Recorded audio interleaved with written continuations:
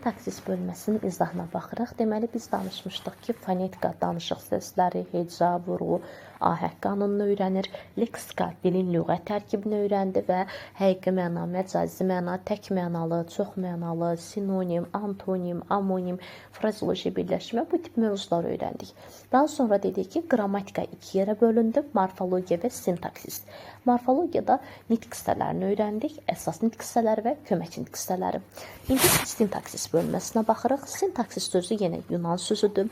Mənası tərtibat, qurulma və birləşmə deməkdir. Sintaksis bölməsində biz 3 mövzunu öyrənəcəyik. Söz birləşməsi,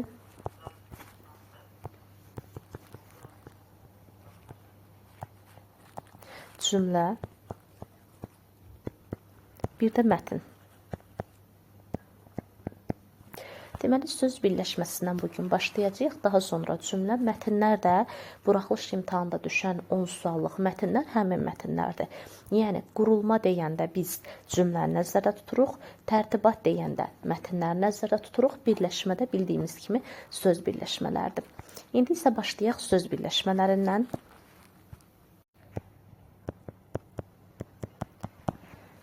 Və yenə birinci qrup ismi birləşmədə yenə aslı və əsas tərəfdən ibarətdir. Yaranmağında dediyimiz kimi qrammatik şəkilçisi iştirak etmədi, amma əsas tərəfdə biz qrammatik şəkilçiləri görə bilərik cümlənin tələbindən asılı olaraq. Aslı tərəfdə də leksik şəkilçilər ola bilər. Açıq qapı, açıq sözündə ıq şəkilçisi leksik şəkilçidir. Yəni desək ki, ümumiyyətlə şəkilçi ola bilməz, səhvdir. Şəkilçi ola bilər. Sadəcə yaranmağında xüsusi bir rolu yoxdur. Birinci qrup ismi birləşməklə bağlı vacib qeydlərimiz var ki, yadda saxlayıq ki, sintaktik təhlil zamanı parçalanır. Bu nə deməkdir?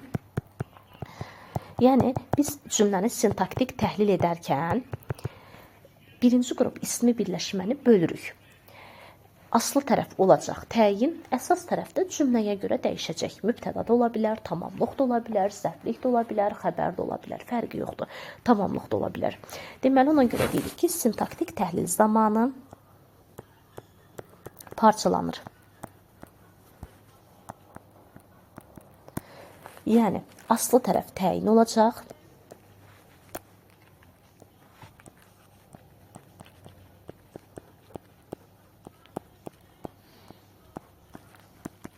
Əsas tərəfdə cümlənin tələbinə görə dəyişəcək.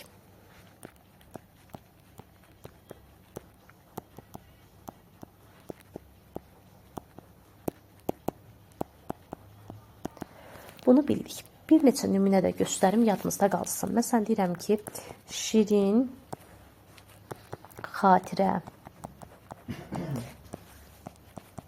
böyük yol və s.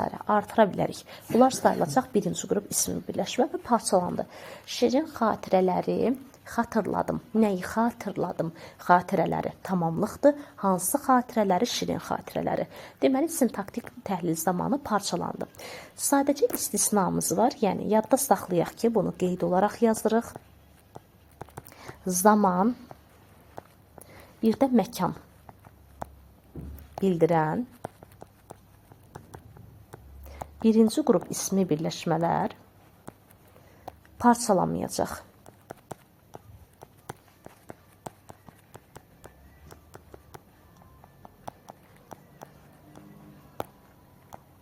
Bu nə deməkdir?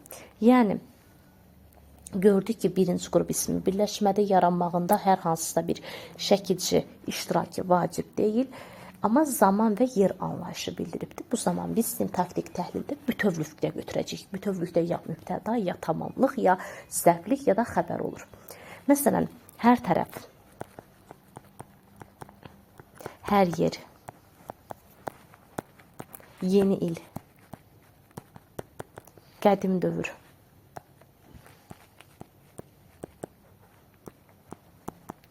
orta əsrlər, son zamanlar və s. Bunları parçalamayacaq. Hər tərəf tutaq ki, deyək ki, dağılmışdı. Hara hər tərəf birlikdə mübtəda gedəcək. yeni il gəldi. Nə gəldi? Yeni il gəldi şəklində. Bu oldu birinci qrupla bağlı vacib qeydlərimiz. İndi keçirik ikinci qrup ismi birləşməyə. İkinci qrup ismi birləşmənin yaranma yolu fərqlidir. Belə ki, ikinci qrup ismi birləşmədə aslı tərəf, yəni birinci tərəf olacaq qeyri-müəyyən yəlik hal.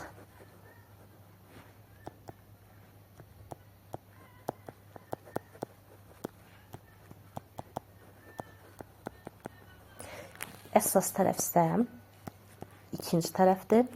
Əsas tərəfdə olacaq üçüncü şəxsin təkinin mənsubiyyəti.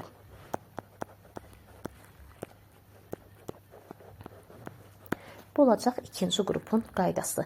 Mütləq şəkildə bu qaydaya tabi olmalıdır. Aslı tərəf qeyri-müəyyən yəlik hal, üçüncü tərəfdə, daha doğrusu ikinci tərəfdə üçüncü şəxsin təkinin mənsubiyyəti. Məsəl üçün deyirəm ki, bulaq suyu. Burada bulaq birinci tərəfdir, suyu ikinci tərəfdir, yəni əsas. Bulaq suyu burada bulaq qeyri-müəyyən yəlik haldır, suyu mənsubiyyətdir. İkinci qrupun yaranma qaydası bu formadadır.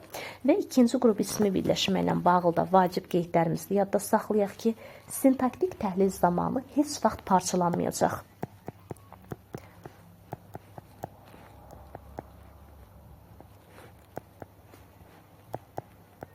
Yəni, biz təhlil zamanı parçalaya bilmərik. İkinci qaydamız, arasına söz daxil olmur. Yəni, tərəfləri arasına söz daxil edə bilmərik. Bulaq suyunun arasına hər hansısa bir sözü artıra bilmirik.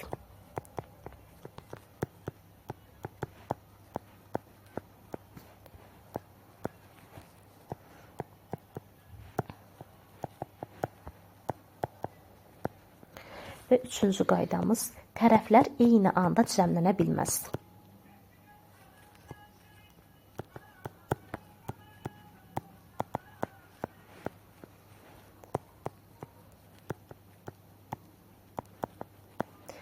Yəni, biz eyni anda həm aslı tərəf, həm də əsas tərəfə lalələr şəkilçisi artıra bilmirik.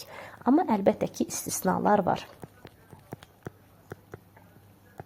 İstisnalar hansılar olacaq? Atalar sözləri,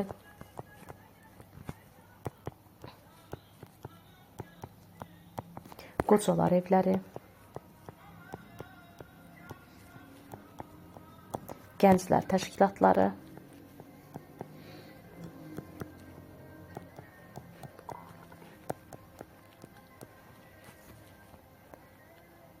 daha sonra söz birləşmələrinin quruluşca iki növ olacaq. Sadə, bir də mürəkkəb.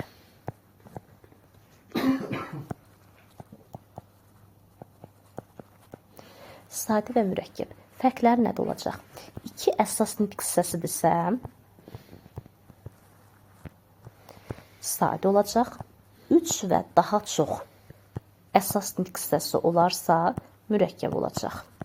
Və biraz da əvvəl dediyimiz köməkçilər olmaq, etmək, eləmək quruluşa təsir etməz. Məsəl üçün deyirəm ki,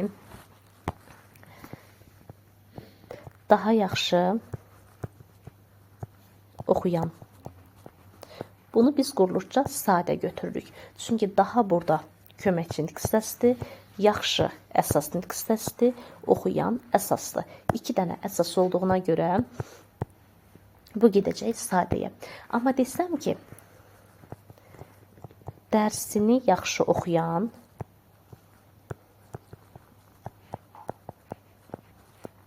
bu artıq mürəkkəb olacaq. Çünki bir dənə əsas, yenə yaxşı bir əsas, oxuyan da bir əsas. Bu oldu quruluşça növündən bağlı. Köməkçilər olmaq, etmək, söz birləşməsi yaratmaz, tərkibində işlənə bilər, amma işlənsə də quruluşa təsir etməyəcək. Bu oldu bizim vacib qaydalarımız. Daha sonra gəldik söz birləşməsinin növlərinə. Söz birləşməsinin iki növ var. Sərbəst, bir də sabit. Sərbəst və sabit söz birləşməsi var. Bunların fərqi nədə olacaq? Sərbəst söz birləşməsi adından göründüyü kimi sərbəstdir, parçalanır, tərəfləri var. Deməli, iki tərəfdən ibarət olacaq. Asılı və əsas tərəfdən ibarətdir. Sabit söz birləşməsi adından göründüyü kimi sabitdir, yəni dəyişməzdir. Sabit söz birləşmələrinə biz aid eləyəcəyik frazeoloji birləşmələri. Frazeoloji birləşmələr leksika bölməsində danışmışıq. Deməli, frazeoloji birləşmələr sabit söz birləşməsidir. Tərkibcə demişdik, dəyişmir, formaca dəyişə bilər, aslı və əsas tərəfi olmur, parçalanmır, yalnız məcazi mənada olurdu. Yəni, həqiqi mənası yoxdur. Parçalanmır, aslı və əsas tərəfi yoxdur.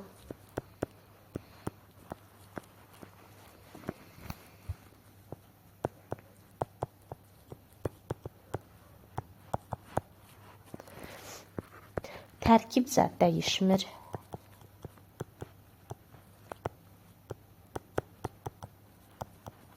Bu nə deməkdir? Yəni, biz frazeoloji birləşmənin tərkibinə hər hansısa bir söz əlavə edə bilmərik. Hər hansısa bir sözü çıxarda bilmərik. Və ya formaca dəyişmə məsələsi var. Frazeoloji birləşmələr formaca dəyişir. Formaca dəyişmə nə deməkdir? Yəni, qrammatik şəkilçi qəbul etmək. Çünki biz demişdik ki, qrammatik şəkilçilər forma dəyişdirici şəkilçilərdir.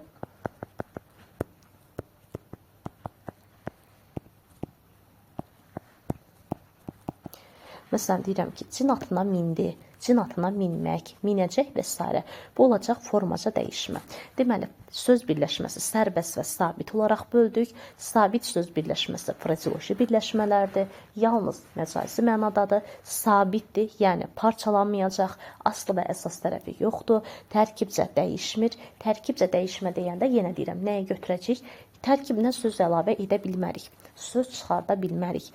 Sözü dəyişə bilmərik, yəni bir sözü başqa bir sözdən əvəz eləyə bilmərik. Amma formaca dəyişəcək. Deməli, sabitləri bildik. İndi isə gəlirik sərbəst söz birləşməsi. Sərbəst söz birləşməsinin aslı və əsas tərəfi var, yəni iki tərəfdən ibarətdir. Və aslı və əsas tərəfin roluna görə, yəni daha çox əsas tərəf deyəcək, yəni əsas tərəfin roluna görə sərbəst söz birləşmələri ismi və feili birləşmə olacaq. Deməli, yazırıq ki, əsas tərəfin roluna görə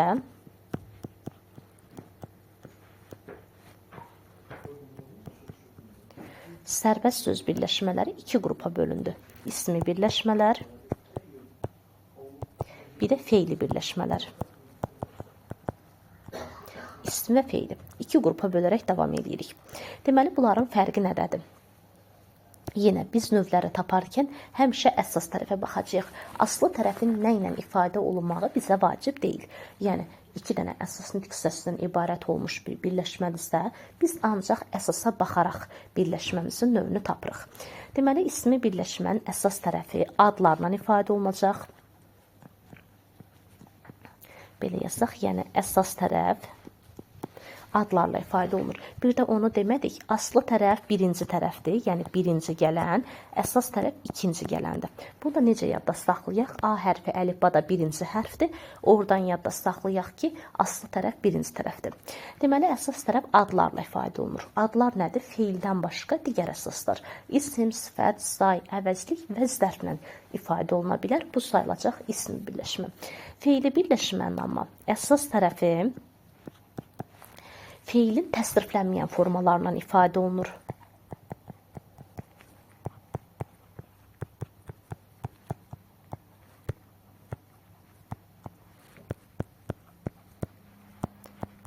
Feilin təsriflənməyən formalarına da nələr aiddir? Bildiyimiz kimi məstər, feil sifət, bir də feili bağlama. Yəni, əsas tərəfə baxacağıq, ikinci tərəfdə əsas tərəf. Əsas tərəf əgər adlarla ifadə olunursa ismi birləşmə, feilin təsriflənməyən formalarından ifadə olunubsa, olacaq feili birləşmə. İndi gəldik ismi birləşmənin növlərinə. İsmi birləşmədə biz üç növdən danışırıq. Deməli, birinci qrup ismi birləşmə, ikinci qrup ismi birləşmə və üçüncü qrup ismi birləşmə. Bunların fərqi nədədir? Birinci qrup ismi birləşmə necə olurdu? Birinci qrup ismi birləşmənin yaranmasında xüsusi bir qrammatik şəkilçi iştirak etmir. Baxın, qrammatik şəkilçi ola bilər. Ta ki, əsas tərəfdə var. Deyirəm ki, yüksək binaları təmir etdilər. Binaları sözündə cəm də var, təsirli halda var. Amma bizim birinci qrupumuzun yaranmasında xüsusi bir qrammatik şəkilçinin vacibiyyəti yoxdur. Yüksək binanı biz rahatlıqla yarada bilirik. Ona görə deyirik ki, yaranmasında qrammatik şəkilçi iştirak etmir.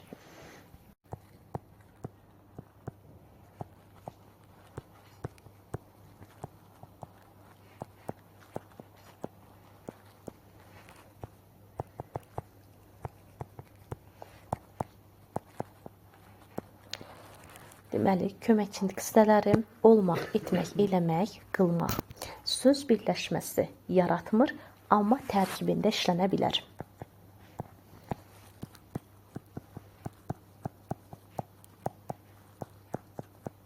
Yəni, biz qoşma ilə, bağlayıcı ilə və ya olmaqla, dost olmaq, yardım etmək, bu tipləri söz birləşməsi götürməyəcəyik. Amma tərkibində işlənə bilər.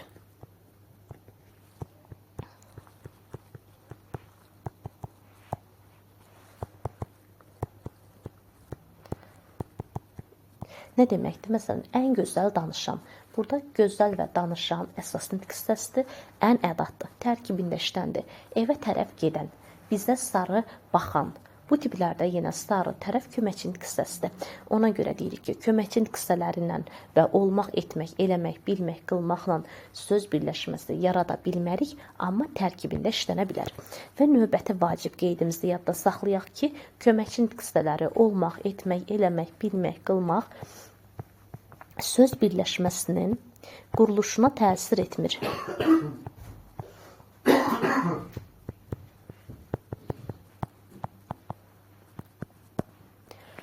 Bu oldu əsas qaydalarımız. Deməli, söz birləşmələri ən azı 2 dənə əsas nitq hissəsi oldu. Məsəl üçün deyirəm ki, uca dağ. Dağ havası. Dərs oxuyan və s. artıra bilərik.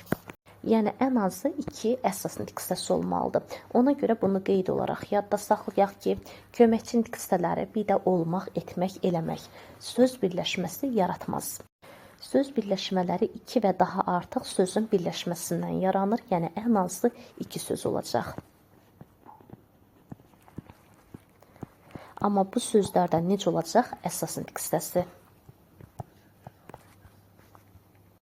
Elmlər namizədləri, elmlər doktorları, bunlar deyə bilərik.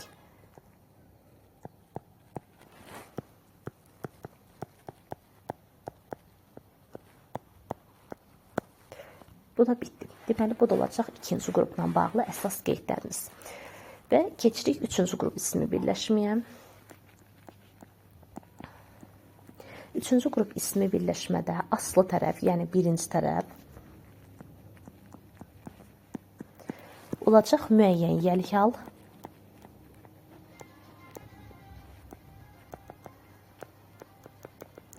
ikinci tərəf, yəni əsas tərəf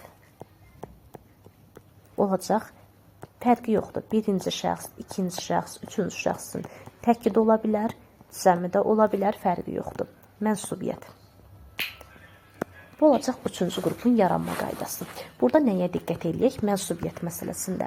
Yəni, birinci, ikinci şəxsin təki və ya cəmi də olduqda biz bunu yenə üçüncü qrup ismi birləşmə götürürük. Məsəl üçün deyirəm ki, mənim xəyalım. Mənim xəyalım üçüncü qrup ismi birləşmədir. Və ya bizim arzumuz, sizin diləkləriniz deyə bilərik. Bu olacaq üçüncü qrup ismi birləşmənin yaranma yolu. İndi isə qeydlərimizə baxaq. Deməli, üçüncü qrup ismi birləşmə sintaktik təhlil zamanı parçalanmayacaq.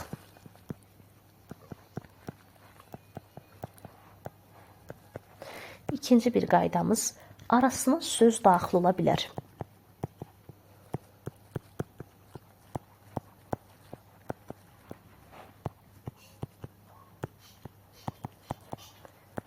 Olur. Bu nə deməkdir? Yəni, məsələn, mənim böyük xəyalım, mənim gözlənilməyən məqsədim deyə bilərik. Bunlar nədir artıq?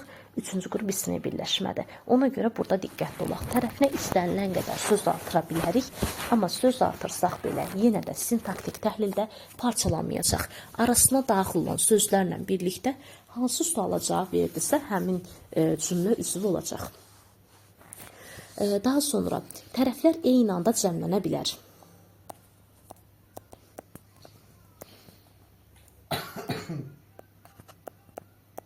Məsələn, deyirəm ki, məktəblərin direktorları, məktəblər cəmdədir, direktorları yenə cəmdədir. Eyni anda cəmlənə bilər. Bu da ikinci qrup ismi birləşmədən fərqidir. Bu hissəmiz bitdi. Bir də qeyd olaraq yazırıq ki, ikinci qrup ismi birləşməni düşsək ki, həmişə üçə çevirmək olur, səhvdir. Deməli, yazırıq ki, dildə ad olaraq formalaşan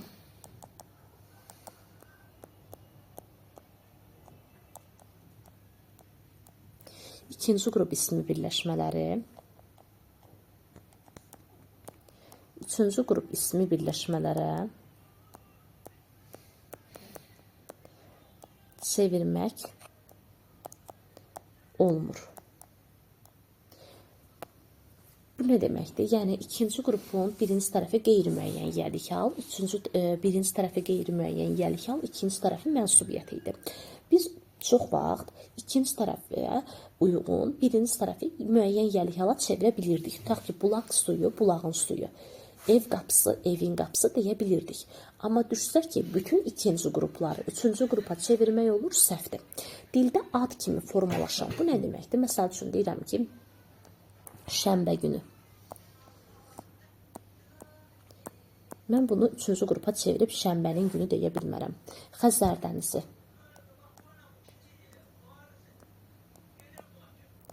Sonra Kür çayı.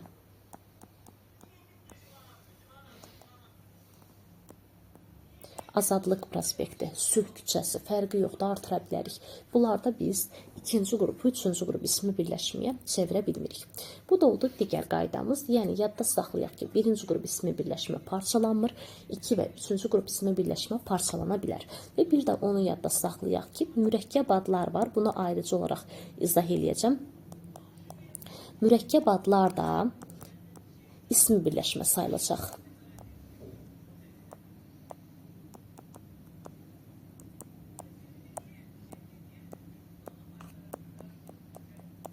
Bu qaydamız bitdi. Yəni, bununla bağlı. Mürəkkəb adlarda ayrıca olaraq niyə izah eləyəcəm? Yazılış məsələləri imtahana çox düşənlərdəndir. Tutaq ki, baş hərfi, birinci sözün baş hərfi böyük, tərkibindəki bütün sözlərin baş hərfi böyük, dırnaqda yazılanlar.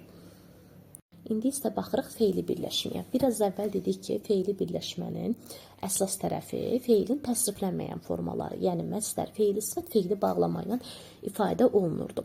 Burada nəyə diqqət eləyəcək yenə? Feili birləşmələrdə ümumiyyətlə fərqi yoxdur. Heç biri sintaktik təhlil zamanı parçalanmayacaq. Yəni, sintaktik təhlil zamanı bütövlükdə götürülür. Daha sonra ən azı bu da 2 sözdən ibarət olacaq. Çünki söz birləşməsi saydığına görə ən azı 2 söz, o söz deyəndə bilirik ki, söhbət əsas hissəsindən gedəcək.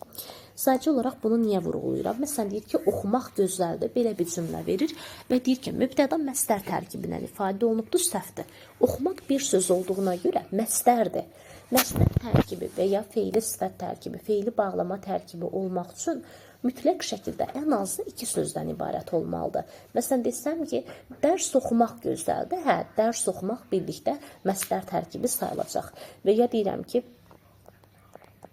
gələcəyi düşünəndə olacaq feili bağlama. Yəni, ən azı 2 sözdən ibarət olmalıdır. Və indi isə nəyə baxaq? Testlərdə, yəni sintaktik təhlil edərkən feili bağlama, məsdər, feili sifət tərkibini necə tapacaq? Həmin hissəyə baxaq. Məsələn, desək ki, indi iclasda çıxış edənlər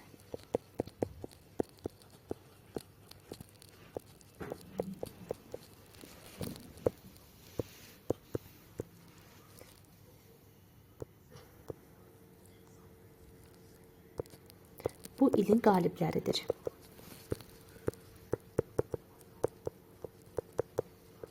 Biz burada məsdər, feili, sifət, feili bağlama tərkibinin olub olmadığını, varsa da hansı necə tapırıq? Birinci qayda həmişə xəbər tapırıq. İlin qalibləri 3-cü qrup ismi birləşmədir. 3-cü qrup ismi birləşmə parçalanmadığına görə birlikdə gəlir. Nədir? İlin qalibləridir. Hansı ilin qalibləridir? Bu ilin şəklində gedəcək. İndi isə baxırıq, görək burada məsdər, feili, sifət, feili bağlamadan hansı iştirak edibdir? Çıxış edənlər, an, ən, feili sifət var. Deməli, feili sifət olduğuna görə tərkibi axtaranda necə baxırıq? Feili sifət, feili bağlama, məsdər. Özündən sonra gələnlərlə tərkib yarada bilməz. Tərkibi necə yaradacaq? Özündən əvvəl gələnlərdən. Bunu da necə tapırıq? Əgər əvvəlində gələn sözlər cümlənin bu xəbərinlə yox da, feili sifət, feili bağlama, məsdər hansı varsa, onunla məna cəhətdən əlaqələnirsə, deməli tərkibə daxildir. Bu ilin qalibləridir deyəndə, indi bu ilin qalibləri deyə bilmirik. Amma deyirəm ki, indi çıxış edənlər, iclasda çıxış edənlər. Hamısı çıxış edənlər, yəni feili sifətlə əlaqəli olduğuna görə hamısı birlikdə sayılacaq feili sifət tərkibi. Deməli, tərkibi bu formada tapdıq. Daha sonra bir neçə cümlə yenə baxaq.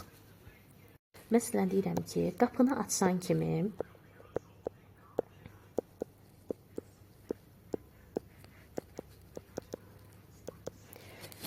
qarşıdakı mənzərəni görüb dondu.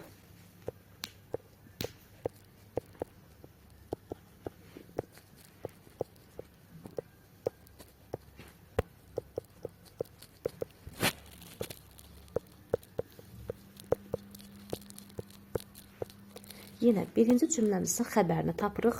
Dondu bizim xəbərimizdir. İndi isə feili, sifət, feili bağlama, məsdərdən hansısı var ona baxaq. An, ən feili sifət şəkilçisi olduğuna görə bu olacaq feili sifət. Görüb sözündə də ı-bı araqla əvəz eləyə biliriksə feili bağlamadır, ona görə olacaq feili bağlama.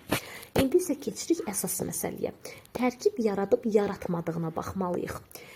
Əlaqəli gedirik. Yenə sözlər əgər xəbərlə, dondu ilə yox da, feili sifət, feili bağlama ilə əlaqəlidirsə, deməli tərkibə daxildir. Qapını dondu deyə bilmərəm, amma qapını açan deyə bilərəm. Deməli, birlikdə olacaq feili sifət tərkibi. Qarşıdakı mənzərəni görüb dondu. Deməli, görüb bizim feili bağlamamızdır. Tərkibini axtarırıq. Qapını açan görüb uyğun gəlməyəcək. Yəni, qapını açan kimi görüb götürmədik. Qarşıdakı mənzərəni görüb deyə bilərik. Mənzərəni görüb, qarşıdakı mənzərəni görüb. Bu da birlikdə olacaq feili bağlama tərkibi. Digər fərqli bir cümləyə də baxaq. İşini dürüst görmək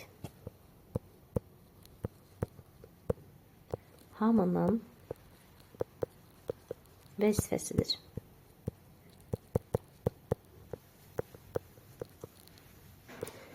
İndi isə xəbərimizi tapırıq yenə.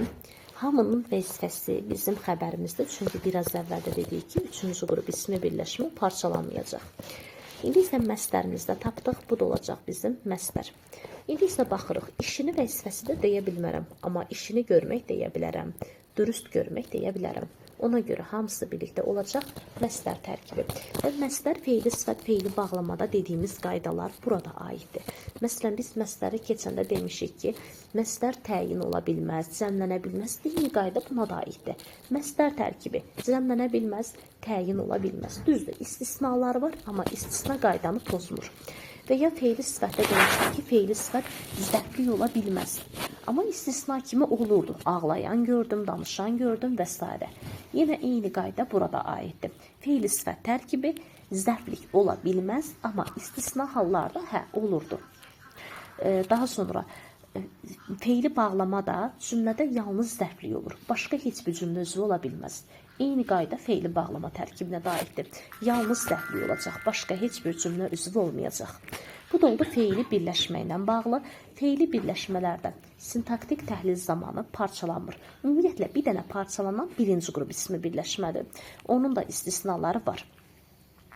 Amma ikinci qrup, üçüncü qrup, mürəkkəb adlar, məsdər tərkibi, feili sifət tərkibi, feili bağlama tərkibi, hətta sabit söz birləşmələri, yəni frazeoloji birləşmələr parçalanmayacaq.